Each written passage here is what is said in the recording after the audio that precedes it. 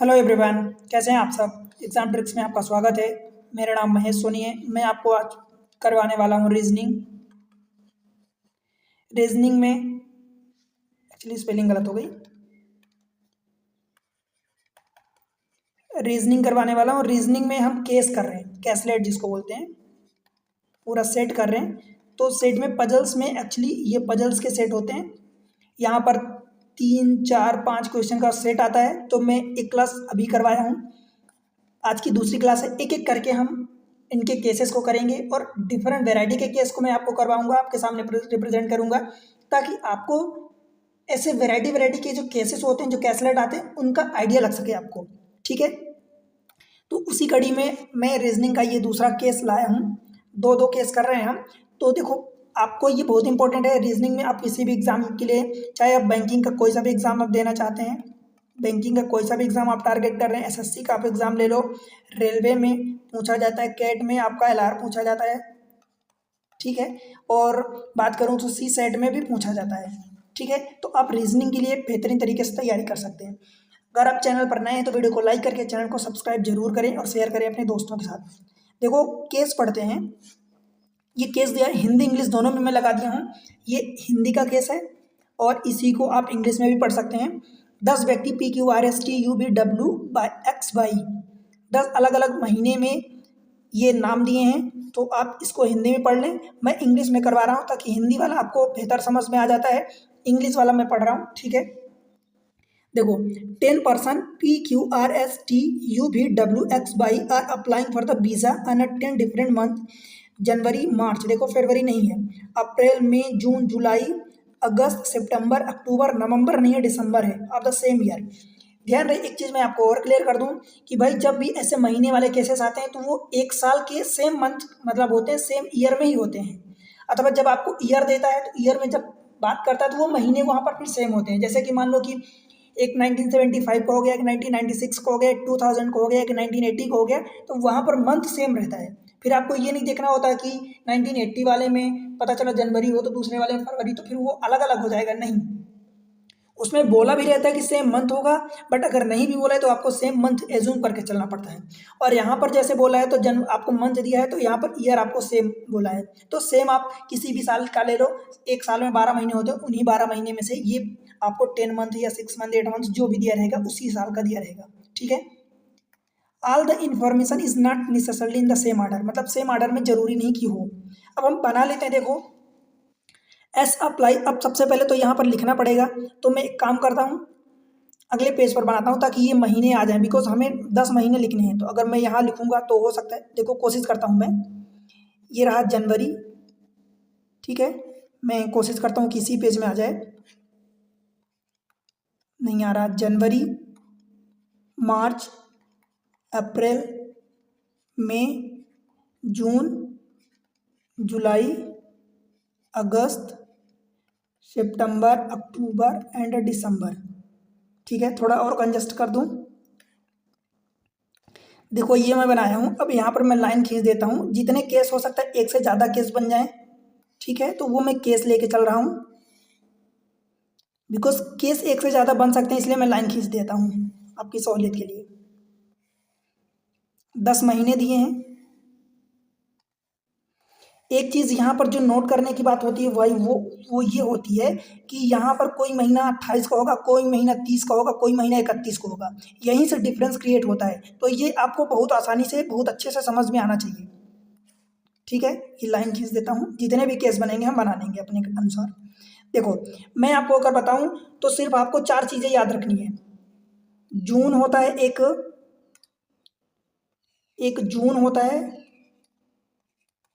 नवंबर, जून नवंबर, अप्रैल सितंबर,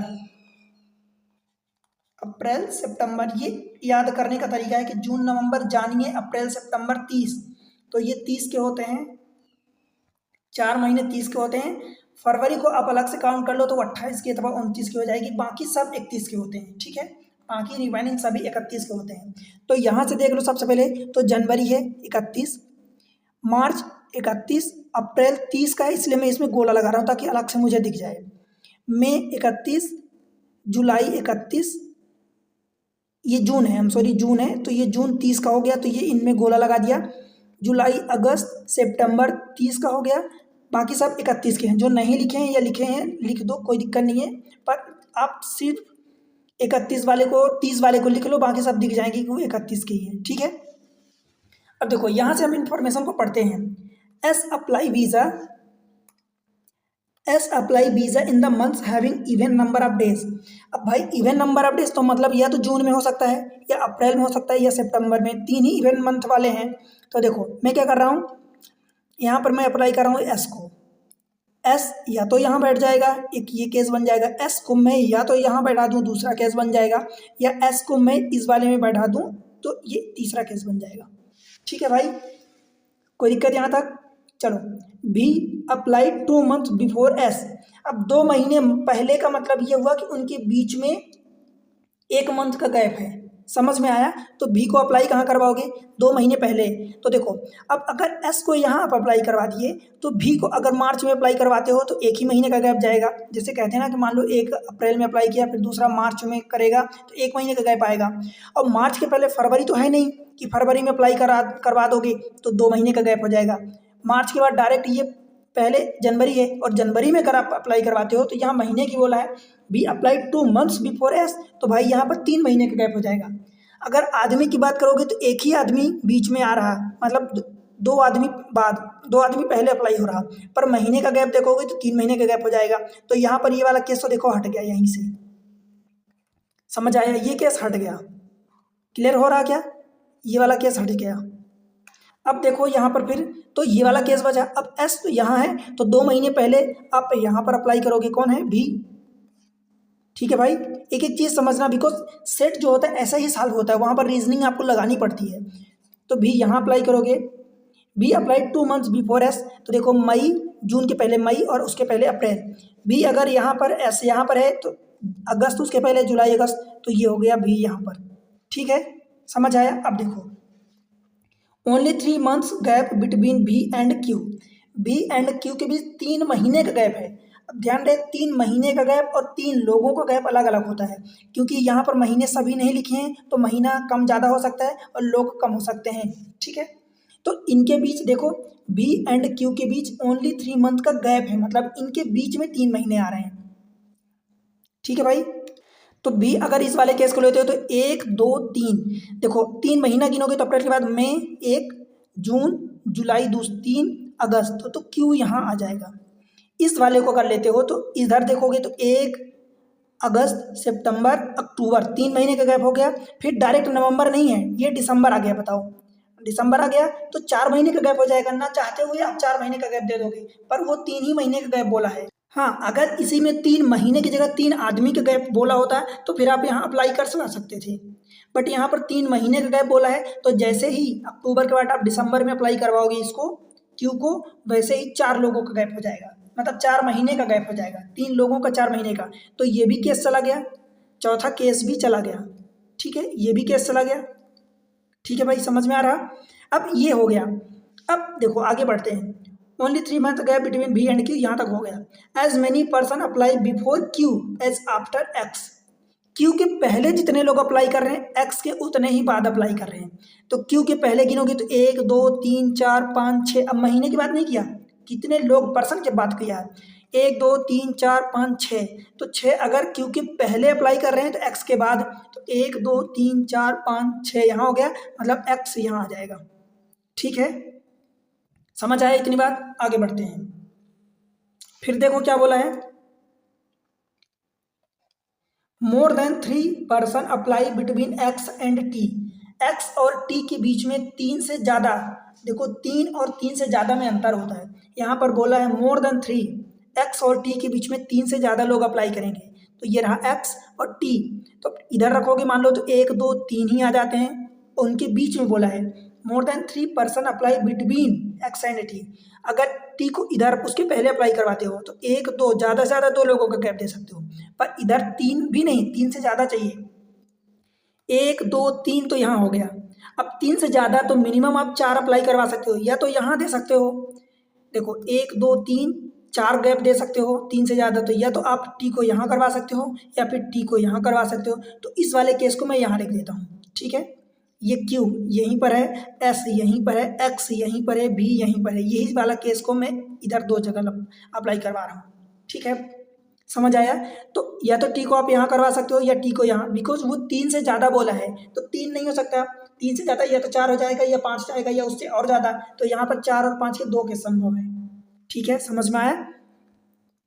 ये वाली बात प्रूव हुई। More than 3 person apply between X and T, यहाँ तक क्लियर हुआ। आगे देखते हैं, R apply 3 months before T. R apply 3 months before T का मतलब क्या हुआ भाई, गिन लेते हैं।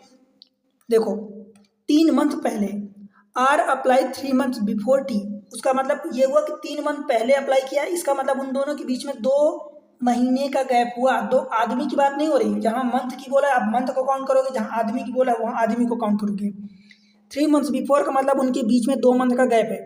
अगर टी को यहाँ अप्लाई करवाते हो तो 1 महीने का गैप, जब यहाँ अगर मान लो आर को यहाँ रखोगे, अगर आर को यहाँ रखोगे तो भाई यहाँ पर 1 महीने का गैप होगा, ठीक है। 3 मंथ्स बिफोर, तो 1 मंथ, 2 मंथ, 3 मंथ, तो आर को आप यहाँ रख सकते हो इस केस में, बिकॉज उनके बीच में आर अप्लाई 3 मंथ्स बिफोर, तो उनके बीच में 2 महीने का गैप है, तो 1 और 2 महीने का गैप हो गया, 3 मंथ पहले ये हुआ। अगर इसको लेते हो, इस वाले केस को, तो भाई 3 महीने का गैप, 3 महीने पहले, इसका मतलब 2 महीने का गैप, तो यहाँ से अगर आप यहाँ जाते अक्टूबर में तो डायरेक्ट आपको 2 महीने का गैप हो गया, तो सितंबर में आप पहुँच जाओगे तो 3 महीने का गैप हो गया।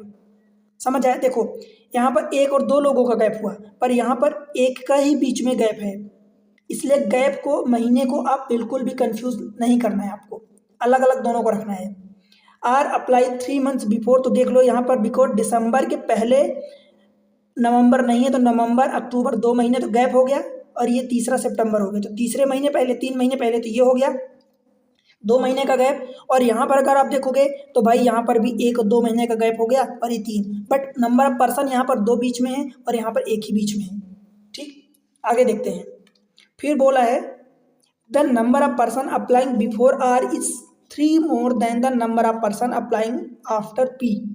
इस बात का मतलब ये हुआ कि आर के पहले और पी के बाद, अगर पी के बाद एक्स लोग अप्लाई कर रहे हैं तो आर के बाद एक्स प्लस 3 लोग अप्लाई करेंगे। आर इज 3 मोर देन, यही देखो, the number of person applying before R, तो बिफोर आर इसलिए आर के पहले, 3 मोर देन, तो मैंने 3 मोर देन किया, the number of person applying after P, तो पी के अगर बाद एक्स लोग अप्लाई कर रहे हैं तो पी के आर के पहले एक्स प्लस 3 लोग अप्लाई करेंगे, बस इसको गिन लो। देखो अगर इस केस को लेते हो तो 1 2 3 4 5 6 7, अगर आर के पहले 7 लोग अप्लाई कर रहे हैं, इसका मतलब पी के पहले 7 - 3 करोगे तो एक्स बचेगा, मतलब 4 लोग अप्लाई करेंगे। पी के बाद 4 लोग अप्लाई करेंगे, तो 1 2 3 4 यहाँ होगा, तो पी यहाँ आएगा, तब तो देखो पी के बाद 1 2 3 4 हो गए और आर के पहले 7 लोग हो गए, ठीक है। इस वाले केस में, इस केस में देखो तो 1 2 3 4 5 लोग अप्लाई कर रहे हैं, तो जब यहाँ x प्लस 3 की वैल्यू 5 रखोगे तो x की वैल्यू 2 आ जाएगी, तो मतलब p के बाद 2 लोग अप्लाई करेंगे, तो 1 2, तब p यहाँ आ जाएगा, ठीक है। देखो p के बाद 1 2 लोग अप्लाई कर रहे हैं, तो r के पहले 5 लोग, 1 2 3 4 5, ठीक है भाई, समझ आया? आगे देखते हैं, not more than 2 person applying between p and u, p और u के बीच में 2 से ज़्यादा पर्सन नहीं होंगे। देख लेते हैं भाई p कहाँ है, यहाँ पर है, तो u को आप इधर नहीं दे सकते, जैसे ही आप u को इधर दोगे तो उसके बीच में 2 से ज़्यादा पर्सन हो जाएंगे। Not more than 2 person applying between p and u, because यहाँ 1 2 3 तो पहले से है, अगर यहाँ भी देते हो तो 3 हो जाएंगे, और वो बोला है कि 2 से ज़्यादा नहीं होंगे, इसका मतलब आपको अगर यहाँ देते हो तो 1 2 ही लोग होंगे, तो आप u को ना चाहते हुए यहाँ दोगे, ठीक है भाई, समझ आया? u को आप यहीं दोगे ना चाहते हुए, बिकॉज यही बोला है कि नॉट मोर देन 2, 2 से ज़्यादा नहीं हो सकते p एंड u के बीच, तो यहाँ दे दिए। इस वाले केस में देखो तो p यहाँ है, अब अगर आप u को इधर कहीं भी देते हो तो 2 से ज़्यादा हो जाएंगे, तो u को आपको यहाँ देना होगा ना चाहते हुए। अब देख लो 2 से ज़्यादा नहीं है, मतलब 2 या 2 से कम हो सकते हैं, बट 2 से ज़्यादा नहीं हो सकते। यही बात होती है कि जो चीज़ें को मना किया वो नहीं कर सकते, उसकी कंडीशन में रह के आप कर सकते हो, ठीक है। आगे देखते हैं, as many person applying before U as after W, U के पहले जितने अप्लाई कर रहे हैं डब्लू के बाद उतने अप्लाई कर रहे हैं। तो यू के पहले देख लो।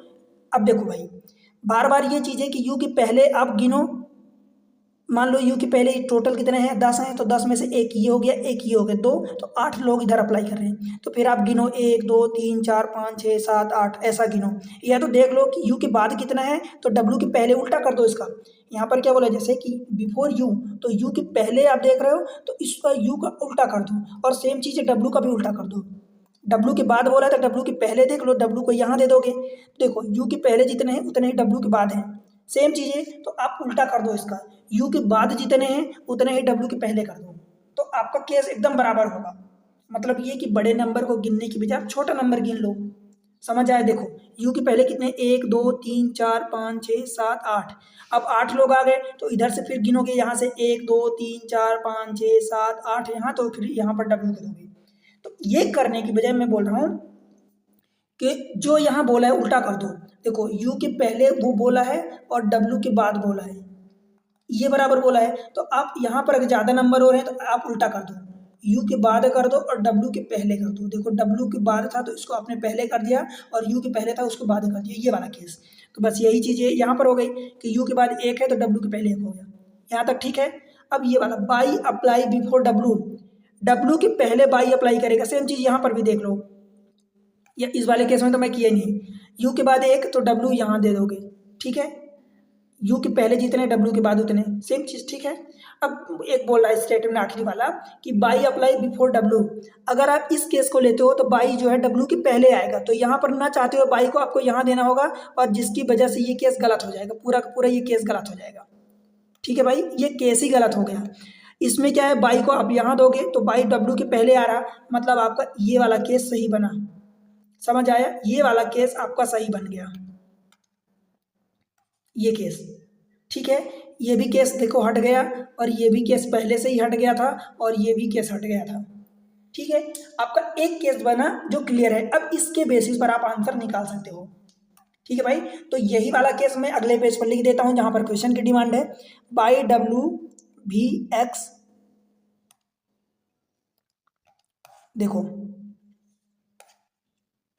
देखो ये मैं नंबर ऑफ परसेंट लिख दिया हूँ एक सिस्टमेटिक ऑर्डर में। अब इनका ईयर लिख देता हूँ। देखो ये वाला था जनवरी, ये वाला था मार्च, अप्रैल, मई, जून मतलब JU, जुलाई मतलब JL, फिर ये अगस्त था, ये सितंबर था, और ये अक्टूबर था, और ये वाला दिसंबर था, ठीक है। क्लियर हुआ क्या? यही हमारा केस बना है। अब इसी के बेसिस पर हम आंसर निकालेंगे। देख लेते हैं क्वेश्चन कैसे पूछा है। If all the person applied for the visa in the alphabetic order from January to December, then the position of how many person remain unchanged। वो ये कह रहा है कि अगर सभी पर्सन को अल्फ़ाबेटिक ऑर्डर में अरेंज किया जाता है जिस तरीके से वो वीज़ा, तो देखो PQ से लेके चले थे, तो PQ से अरेंज कर दो जनवरी से, P, ये P हो जाएगा, QRS। अब ये लिखो या ना लिखो, आप डायरेक्ट गिन लो कि कितने लोगों का हाउ मेनी रिमेन अनचेंज। तो मैं लिख के समझा रहा हूँ बिकॉज मुझे समझाना है आपको। PQRS, ये TUVWX और बाई। अब यहाँ पर देख लो कि कितने लोग सेम हैं। ये वाला सेम है क्या? नहीं। ये सेम है क्या? नहीं। ये सेम है क्या? नहीं। ये सेम है क्या? नहीं। ये सेम है क्या? नहीं। ये सेम है क्या? नहीं। ये सेम है क्या? नहीं। ये सेम है क्या? नहीं। ये सेम है क्या? नहीं। ये भी नहीं है। तो कितने सेम हुए भाई? एक भी सेम नहीं हुआ, नन। तो यही आपका आंसर हो जाएगा, नन, एक भी सेम नहीं है। अब मैं जो बोल रहा था कि भाई आप लिखोगे नहीं तो कैसे करोगे फिर बिना लिखे? देखो आप यहाँ से गिनती चालू कर दो, PQRSTUVWX बाई, एक भी सेम मिला क्या? नहीं मिला, तो बस आपका काम हो गया बिना लिखे ही। लिख के जबरदस्ती आपको टाइम वेस्ट नहीं करना, ये तो मैं समझा रहा हूँ, ठीक है। ये वाला हमारा ओरिजिनल है। गिनती चालू करो, PQRST, जहाँ पर जो सेम मिलता जाए उसको अलग काउंट करते जाओ, हो गया। अगला question, who among the following applied for visa in the सितंबर के महीने में देखो कौन अप्लाई कर रहा है। तो सितंबर के महीने में कौन अप्लाई किया भाई? R। तो यही आपका आंसर हो जाएगा, R, ऑप्शन C, ठीक है। आगे देखते हैं question number 3, how many person applied for the visa between P and X। P और X के बीच में कितने पर्सन अप्लाई कर रहे हैं, नंबर ऑफ पर्सन। P कहाँ है? यहाँ पर है, ठीक है। और X कहाँ है भाई? यहाँ है। P और X के बीच में कितने लोग अप्लाई कर रहे हैं? एक ही लोग है, S। तो वही 1 हो जाएगा आंसर हमारा, ऑप्शन ए 1। ठीक है, देखते हैं अगला। Which among the following statement are not true, true नहीं है ये बताना है। T applied in December, check करो टी अप्लाई क्या कर रहा है दिसंबर में टी अप्लाई कर रहा, मतलब पहले वाला तो ये करेक्ट है, तो ये वाला तो करेक्ट हो गया। More than 6 person applied after x, x के बाद 6 से ज़्यादा पर्सन, तो देख लो एक्स यहाँ है, तो यहाँ पर देखो गिनती गिनोगे तो भाई 3 इधर हो गए, एक ये खुद अपने आप में 4 हो गया, तो बचे 6 ही ना, तो इसके बाद 6 अप्लाई करेंगे, परंतु क्वेश्चन में 6 नहीं बोला, मोर देन 6 बोला है। आपको गिनना है तो गिन लो, 1 2 3 4 5 6, तो यहाँ पर बोला है कि मोर देन 6, तो ये नहीं होता, अगर 6 पर्सन बोला होता तब सही होता, अदरवाइज ये इनकरेक्ट हो गया। ठीक है, बिकॉज यहाँ पर मोर देन 6, 6 से ज़्यादा बोला है। बाई अप्लाइड बिफोर पी, तीसरा चेक करते हैं, by applied before P, by यहाँ है, पी के पहले अप्लाई कर रहा है, दैट मीन्स कि ये वाला भी करेक्ट है, बाई जो है पी के पहले अप्लाई कर रहा है, सही है, तो ये वाला तीसरा स्टेटमेंट करेक्ट हो जाएगा। आपसे पूछा नॉट ट्रू बताना है, मतलब पहला ट्रू है, तीसरा ट्रू है, सेकंड वाला ट्रू नहीं है, तो ये हमारा सेकंड वाला आंसर हो जाएगा, ऑप्शन डी। ठीक है, समझ आया। एक और क्वेश्चन इसी में है। अब आप देखो 5-5 क्वेश्चन का सेट आता है। देखो 4 of the following 5 are like in a certain way and thus form a group which find the one which does not belongs to the group. कहने का मतलब कि जैसे आप ऑड मैन आउट पढ़ते हैं, तो ऑड मैन आउट जैसा ही है कि 4-5 अगर ऑप्शन है तो 5 में से 4 किसी न किसी ग्रुप में, किसी कोई सा भी उनका तरीका हो सकता है, किसी न किसी रूप में एक जैसे होंगे, और एक उसको फॉलो नहीं कर रहा होगा, तो बस वही आपको चेक करना है कि ऑड मैन आउट निकालना है। देखो by Q T, by T, आप जैसे पढ़ लो, by T Q S X, by ये 31 का महीना है, बाई 31, क्यू कहाँ गया, तो क्यू वाला ये भी 31 का है, टी कहाँ गया, ये भी 31 का है, एस कहाँ गया, तो ये क्या है 30 का है, और एक एक्स था, आई थिंक एक्स है, तो एस एक्स को देख लेते हैं, एक्स कहाँ गया, ये है, तो ये भी 31 का महीना है। आप देखोगे जो 5 ऑप्शन दिए हैं, 5 में से केवल एक है जो 30 का है, और वो कौन है, एस है, तो यही ऑड मैन आउट हो जाएगा। बाकी 4 तो 31 के मंथ हैं। ठीक है भाई, तो ऑड मैन आउट किसी भी तरीके से हो सकता है, तो ये आपका एस वाला जो हो जाएगा इसका आंसर हो जाएगा, एस वाला ये, एस वाला ये 30 का है, और यही आपका आंसर हो जाएगा ऑड मैन आउट। बाकी सारे 31 के हैं, ये भी 31 का है, ये भी 31 का है, ये भी 31 का है, और ये भी 31 का है, ये अकेले 30 का है। समझ आया, तो आपका ऑप्शन हो जाएगा ऑप्शन डी, दिल्ली। क्लियर हुआ। एक और सेट देखते हैं ब्लड रिलेशन का, जो ब्लड खून के रिश्ते होते हैं, ब्लड रिलेशन एक दूसरे से रिश्ते होते हैं, तो वो आप जानते हैं, और वो अगर आपको अच्छे से समझ है ब्लड रिलेशन की, कि आप समझते हैं, तो भाई ये क्वेश्चन आपको 3 क्वेश्चन मिनिमम आता है, कई बार 4 से 5 क्वेश्चन भी आ जाते हैं, पर 3 क्वेश्चन जरूर आता है। कभी कदार ऐसा हो जाता है कि 2 क्वेश्चन देता है नहीं, तो 3 क्वेश्चन जनरली आता है। मैं हिंदी इंग्लिश दोनों में लगा दिया हूँ। देखो मैं अगर बात करूँ स्पेसिफिकली अपनी, तो भाई ब्लड रिलेशन के क्वेश्चन को आप इंग्लिश में ही वर्जन में पढ़ा करो, बिकॉज कई बार हिंदी में वो दादा हैं या नाना है, ये चीज़ें समझ नहीं आती है। ठीक है, इसलिए मैं प्रेफर करता हूँ कि आप इसके क्वेश्चन स्पेशली आप इंग्लिश में ही पढ़ो। ठीक है भाई, समझ आया, तो आप भी अगर ऐसा करेंगे तो शायद बेहतर रहेंगे। देखो क्वेश्चन पढ़ते हैं। Study the following information carefully and answer the question, यही क्वेश्चन है जो हिंदी में ये यहाँ लिखा है, यही क्वेश्चन ये इंग्लिश में। देखो अब मैं आपको सबसे पहले कुछ चीज़ें बता दूँ। अगर वो मेल है तो मैं उसको स्क्वायर बॉक्स बनाऊंगा, अगर वो फीमेल है तो मैं उसको गोला बनाऊंगा, अगर वो शादीशुदा है तो मैं डबल लाइन मारूंगा, ये शादीशुदा मतलब मैरिड कपल है तो उसका मतलब मैरिड कपल। अगर वो भाई बहन या किसी और रिश्ते में है तो ये सिबलिंग, मतलब सिंगल लाइन का मतलब सिबलिंग। सिबलिंग का मतलब आप समझते हैं, सिबलिंग का मतलब या तो भाई भी हो सकता है, बहन भी हो सकती है, बट वो एक ही माता पिता के हों उनको सिबलिंग कहते हैं। और जो कज़न होते हैं तो कज़न में कज़न ब्रदर, कज़न सिस्टर सब कुछ आ जाते हैं। ठीक है, देखते हैं। देखो Q is married to X, अब Q X से मैरिड है, मुझे पता है क्या, आपको पता चल रहा है यहाँ से कि Q मेल है या फीमेल है, एक्स मेल है या फीमेल है, नहीं पता। तो मैं क्या कर रहा हूँ, देखो क्यू को एक्स से मैं ये मैरिड करवा रहा हूँ डबल लाइन खींच के। अभी इनका जेंडर मुझे नहीं पता, तो मैं ना स्क्वायर बना रहा हूँ ना एक गोला बना रहा हूँ। जितना पता चलेगा आप केवल उतना ही करोगे, जितना नहीं पता वो आप उतना नहीं करोगे, ठीक है। Q is married to X, clear. Y and W are the children of X. अब बाई एंड डब्ल्यू अगर एक्स के चिल्ड्रन हैं तो भाई क्यू के भी चिल्ड्रन होंगे, बिकॉज ये दोनों तो मियाँ बीवी हैं। तो मैं इन दोनों को ऐसे बना देता हूँ, या आप जैसे भी लाइन खींचना चाहो। यहाँ से कोई ऐसा नहीं है कि कोई आप एक ही लाइन ऐसे ही बनाओ, आप ऐसा भी बना सकते हो जिस रूप में आपको बनाना है। By and W are the children of x. तो मैं यहाँ बाई दे देता हूँ, यहाँ डब्ल्यू दे देता हूँ। अभी बताओ बाई एंड डब्ल्यू का आपका जेंडर पता है कि कौन लड़का है कौन लड़की है, नहीं पता ना। तो मैं ऐसे ही छोड़ दिया, सिंगल लाइन बना रहा हूँ कि ये चिल्ड्रन मतलब भाई बहन होंगे, सिबलिंग है, मतलब या तो भाई भाई होंगे या बहन बहन होंगे या भाई बहन होंगे, ठीक है भाई, समझ आया। अब यहाँ पर देखो, आप ये मत कहना कि थर्ड जेंडर मतलब ट्रांसजेंडर को आप डिफाइन करोगे, नहीं, यहाँ पर ट्रांसजेंडर नहीं होता, इसलिए आप वो मत सोचना। W Y and W are the children of X, ठीक है। W is married to daughter of P. अब देखो डब्ल्यू मैरिड है डॉटर ऑफ पी।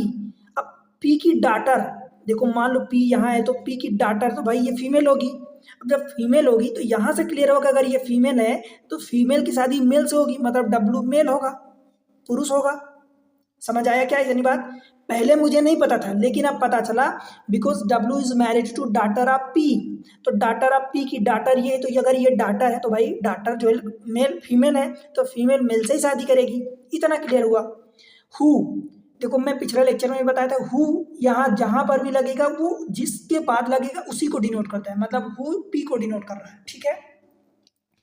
हु मतलब P is married to N. अब ये पी जो है एन से मैरिड है, इसलिए डबल लाइन लगा रहा हूं मैं एन।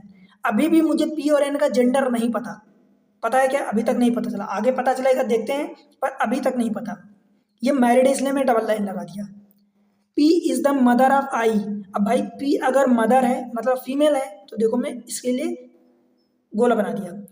अगर ये फीमेल है तो ये मेल होगा, हस्बैंड होगा, क्यों भाई, ठीक है। अब मुझे जेंडर पता चला। P is mother of I. अब पी मदर है मतलब इसी का, अब या तो आई यहाँ भी हो सकता है यहाँ भी हो सकता है कि इसी की बात कर रहा हो, या हो सकता है कोई और बेटी हो। अभी तक तो ऐसा नहीं बोला कि केवल एक ही बेटी है पी की, ठीक है। आगे पढ़ते हैं। P is mother of I who is the husband of M. अब देखो आई जो है पी की बेटी या बेटा है, पर यहाँ तक नहीं पता था मुझे कि आई ये वाला है या कोई और है। पर यहाँ से देखो आगे से हु मतलब इसी आई के बारे में बोल रहा है। Who is the husband of M. I जो है एम का हस्बैंड है। अगर मैं आई को यहाँ दूंगा तो फिर ये हस्बैंड कैसे होगा, ये तो बीबी हो जाएगी इसकी। तो मतलब ये कि आई कोई और बंदा है। Who is the husband of M. अब अगर हस्बैंड है तो भाई ये मुझे पता चल गया कि ये मेल है, और ये एम का हस्बैंड है, मतलब एम जो है फीमेल है। समझ आया? तो ये एम फीमेल है, इसका मतलब मैं गोला लगा दिया। क्लियर हुआ? अब भाई ये बताओ कि पी का ये बेटा हो गया, ये बेटी हो गई, तो ये आपस में भाई बहन हो गए, ठीक है, इसलिए मैं सिंगल लाइन लगा दिया। क्लियर हुआ? आगे देखते हैं। S is the grandson of X and P. X यहाँ है, पी यहाँ है, इनका ग्रैंड सन एस है। S is the grand son, grand son का मतलब कि पोता, तो ग्रैंड सन यहाँ है, ये ग्रैंड सन है, सन है इसलिए मैं देखो इसका जेंडर मुझे पता है इसलिए मैं स्क्वायर लगाया। अब एक्स एंड पी का पोता है मतलब एक्स का ये बेटा, इन दोनों के बीच क्या रिलेशन है, इसका ये बेटा इसकी ये बेटी, इन दोनों का बेटा ही है। समझ आया? मतलब डब्ल्यू एंड इस वाले का बेटा ही है, ठीक है भाई। S is the grandson of X and P, ये समझ में आया? अब आगे बढ़ते हैं। O is the daughter of M. भाई एम कहाँ है, एम यहाँ है, तो इसकी डॉटर कौन है, ओ है, तो मैं यहाँ बना देता हूँ ओ इज द डॉटर, और डॉटर है इसलिए मैं देखो गोला बना दिया। अगर ओ की डॉटर है तो भाई आई की भी डॉटर होगी, बिकॉज दोनों मियाँ बीवी हैं, ठीक है। अगर मैं एक लाइन खींचूँ तब भी आपको समझना है, मैं फिर से वही बोल रहा हूँ, अगर मैं यहाँ पर एक लाइन खींचूँ या यहाँ से खींच दूँ या यहाँ से खींच दूँ या यहाँ से खींच दूँ, आपको समझना है कि बस अगर एक की बेटी है तो भाई दोनों की बेटी होगी, अगर पापा की बेटी है तो मम्मी की भी बेटी होगी। ऐसा तो नहीं है कि पापा की अकेले बेटी हो जाएगी मम्मी की नहीं होगी, ठीक है। ये अंडरस्टूड है, आपको समझना है। E is the only sibling of S. S यहाँ है, इसकी सिबलिंग का मतलब भाई भी हो सकता है बहन हो सकता है। E is the only sibling, only sibling मतलब एक ही भाई है या बहन है, मतलब ये हुआ, तो मैं ई को यहाँ बना देता हूँ, ठीक है, अभी मुझे जेंडर नहीं पता कि ई का जेंडर क्या है, ठीक है, मैं ऐसे ही छोड़ रहा हूँ खाली। E is the only sibling of S, तो मैंने ऐसे ही छोड़ दिया। W has only one daughter and, W की केवल एक डाटर है। अब भाई देखो, डब्लू और यहाँ पर इसकी एक बेटा और ये वाला एक और है। अब इसके बारे में नहीं पता कि ये बेटा है कि बेटी, पर यहाँ पर बोल रहा है कि W has only one daughter. भाई दो तो है ही सही, तो एक तो बेटा हो गया, अब बोल रहा है ओनली वन डाटर, मतलब ये डाटर होगा, तो अब मैं इसको डाटर बना सकता हूँ क्या बेटी? ठीक है, समझ आया? अब यहाँ इसकी भी है, इसकी भी है, ये क्लियर है। And is the husband of T, अब ये हस्बैंड ऑफ टी किसका बोल रहा है? ये डब्लू के लिए बोल रहा है, ठीक है। W has only one daughter and is the husband of T, W जो है टी का हस्बैंड है, तो डब्लू ये है, उसकी बीबी कौन है? टी, तो ये देखो W is the husband of T. समझ आया? अब देखो ये पूरा बन गया था, बन के तैयार हो गया। समझ आया? ये पूरा बन गया। अब इसके बेसिस पर आप क्वेश्चन कर सकते हो। अब क्वेश्चन देख लेते हैं हम आगे चल के। ये क्वेश्चन है, how many male member are in the family, मतलब परिवार में कितने पुरुष हैं? गिन लो भाई, परिवार में पुरुष कितने हैं। देखो क्यू और एक्स का अभी जेंडर मुझे नहीं पता, पर इतना तो पता है ना कि एक पति होगा एक पत्नी होगा, इतना तो पता है। तो एक यहाँ से पुरुष हो जाएगा, एक पुरुष यहाँ से, एक पुरुष यहाँ से, दो यहाँ से हो गए। यहाँ से देखो ये फीमेल है, एक मेल ये हो गया, एक मेल ये हो गया, दो प्लस। अब बाई का जेंडर हमें नहीं पता, तो बाई 0 भी हो सकता है, 1 भी हो सकता है, ठीक है भाई। जो मैं समझा रहा हूं उतना समझना। देखो बाई का जेंडर आपको नहीं पता, तो बाई लड़की भी हो सकता है, लड़का भी हो सकता है, मेल भी हो सकता है, फीमेल भी। तो क्या आप कहोगे इसको किस में काउंट करोगे? यहाँ से देखोगे तो एक ये है और यहाँ पर नहीं है, तो यहाँ से एक है। मैं कुल मिला के आपको ये समझाना चाहता हूँ कि इसका आंसर 2 2 4 1 5 भी हो सकता है, अथवा 2 2 4 1 5 और एक अगर 1 लोगे तो ये 6 भी हो सकता है। कुल मिला के आप इसका आंसर डिटरमाइन नहीं कर सकते जब तक बाई का जेंडर नहीं पता चल जाता। समझ आया? आपके मन में एक सवाल और उठ सकता है कि भाई जेंडर यहाँ पर भी नहीं पता, पर आपको इतना तो पता है ना कि ये शादीशुदा जोड़े हैं, तो एक मेल होगा एक फीमेल होगा। अब कोई भी मेल कोई भी फीमेल, आपसे ये तो नहीं पूछा कि क्यू मेल है या फीमेल है। जब आपसे क्यू और एक्स का स्पेसिफिक जेंडर पूछेगा तब आप कान डिटरमाइन ऑप्शन टिक करोगे, पर यहाँ उनका स्पेसिफिक जेंडर नहीं पूछा, सिर्फ गिनती पूछा है। तो भाई मुझे पता है कि दो में से एक मेल है एक फीमेल है, तो इसका जो आंसर आपसे पूछा कि कितने मेल मेंबर हैं, तो भाई आप इसका आंसर नहीं डिटरमाइन कर सकते, कान डिटरमाइन होगा। समझ आया क्यों कान डिटरमाइन होगा? देखो मैं एक एक चीजें खोल के बता रहा हूँ पूरी ओपन करके, भाई एक एक पॉइंट क्लियर होना चाहिए। अगर मैं एक एक पॉइंट समझा रहा हूँ आपको, एक एक पॉइंट पर मेहनत कर रहा हूँ, तो आपको एक एक पॉइंट समझ आना चाहिए, ठीक है।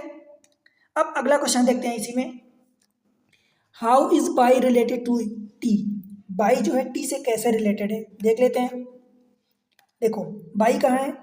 बाई यहाँ पर है, टी यहाँ पर है। अब बाई कौन हो सकता है टी का? मतलब भाई कौन हो सकता है टी का? भाई ये भाई है, भाई का भाई है और उसकी बीबी है। तो अब आपको कैसे दिखाना है? बाई के रिस्पेक्ट में टी को नहीं दिखाना है, टी के रिस्पेक्ट में बाई को दिखाना है। वो ये बोला है कि बाई जो है टी से कैसे रिलेटेड है, कैसे संबंधित है, बाई के बारे में पूछा, टी के बारे में नहीं पूछा। देखो सवाल में बहुत आपको पूरी अंडरस्टैंडिंग होनी चाहिए, अदरवाइज आप कहोगे कि फिर टी का पूछोगे, तो भाई ये टी जो होगा बाई का कौन होगा? सिस्टर इन लॉ होगा। मतलब ये तो भाभी, जैसे हिंदी में आप बोलते हो कि भाभी, तो भाभी को सिस्टर इन लॉ बोलते हो। जैसे बाई का भाई कौन है? डब्लू है, और डब्लू की बीबी कौन है? टी है। तो बाई के एंगल से अगर आप देखोगे तो बाई का टी कौन होगा? तो टी भाभी होगी, मतलब सिस्टर इन लॉ बोलोगे। परंतु आपसे सवाल में ये नहीं पूछा, सवाल में ये पूछा कि how is Y related to T, by T का कौन है? तो भाई अगर ये फीमेल हुआ तो सिस्टर इन लॉ हो सकता है, कहाँ गया? सिस्टर इन लॉ भी हो सकता है अगर बाई फीमेल हुआ तो, और अगर बाई मेल हुआ तो ब्रदर इन लॉ हो सकता है।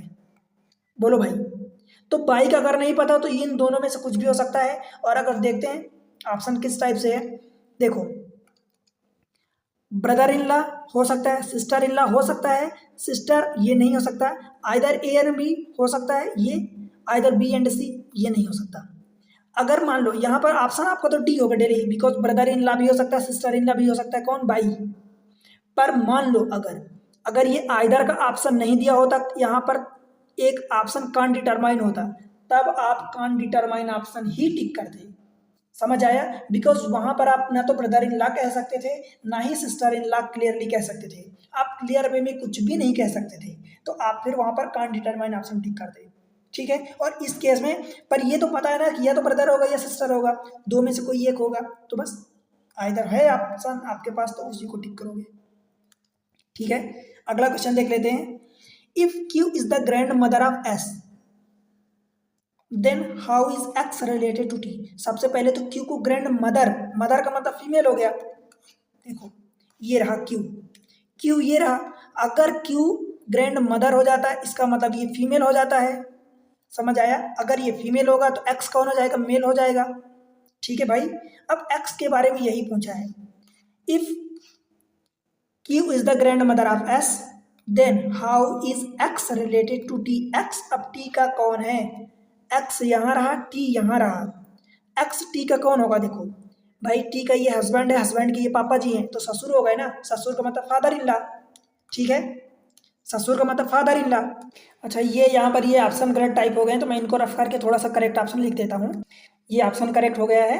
तो अभी ये बताना है कि how is X related to T. X जो है टी का कौन है, तो यहाँ पर देख लो एक्स टी का कौन है, तो भाई ये ससुर है, मतलब फादर इन लॉ है, तो फादर इन लॉ मतलब ऑप्शन आपका सी हो जाएगा। ठीक है भाई, तो इस तरीके से आपको मैं सेट करवा रहा हूँ रीजनिंग के, आपको एक एक सेट करवा दूंगा, और भाई एक एक सेट के थ्रू मैं आपको इतना अटेंड कर दूंगा कि आपको बहुत बता रहा हूँ कि बहुत आसानी होगी, क्वेश्चन को बड़े आसानी से आप टेकल कर पाओगे रीजनिंग में। और रीजनिंग में ये सारी चीज़ें आपको कहाँ मिल रही है? एग्जाम ट्रिक्स पर, यहीं पर आपको मैथमेटिक्स भी मिल रही है। आपको सेपरेट प्लेलिस्ट बनी है, आप वहाँ पर जाके देखो, समझो और इसका फायदा उठाओ। राइट, बस आपसे एक ही डिमांड रहती है कि भाई वीडियो को, चैनल को सपोर्ट करो, वीडियो को लाइक कर दो, चैनल को सब्सक्राइब कर दो और शेयर कर दो अपने सारे दोस्तों के साथ, सारे दोस्तों के साथ शेयर कर दो। आपकी तरफ से यही सपोर्ट होगा, यही कॉम्प्लीमेंट होगा। राइट, मिलते हैं अगले लेक्चर में, तब तक के लिए पढ़ते रहो, बाय बाय।